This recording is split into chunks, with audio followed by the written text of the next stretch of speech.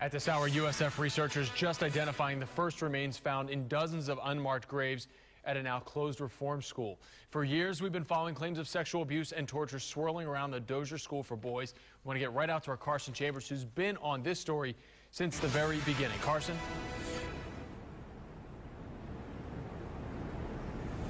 Well, this unbelievable announcement was just made in this room on USF's campus, and I want to show you a picture. I've actually stood in the very spot where this little missing boy's remains were found, and I actually have a picture here.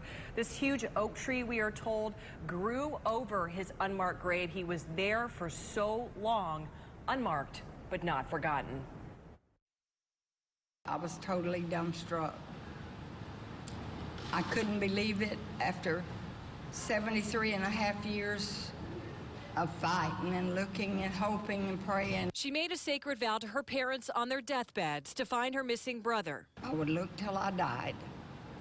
Well, I'm not dead, but there was times I wondered if after this many years I was going to find him before I did, because Mother Nature has a way of getting you. Ovell Krell lost her older brother, George Owen, when he was just 14 years old. 73 and a half years later, his remains have been found. I'm just beginning to believe it.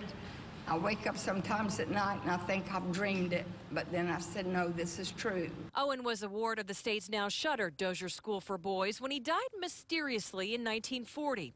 Buried on school property, no headstone, no death certificate before her family could return his remains to Auburndale.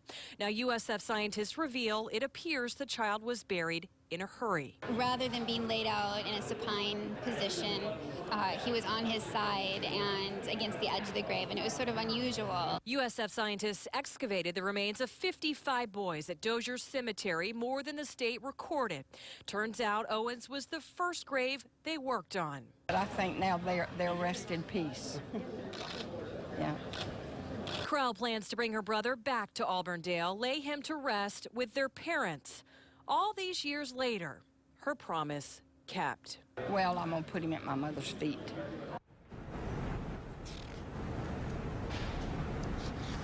And with one blessing comes another heartache. Ovell Krell tells me she lost another brother just this week. Coming up new tonight at 6 o'clock, we have information about USF's permit to dig at Dozier, which is set to expire this month. Live in Tampa, I'm Carson Chambers, ABC Action News.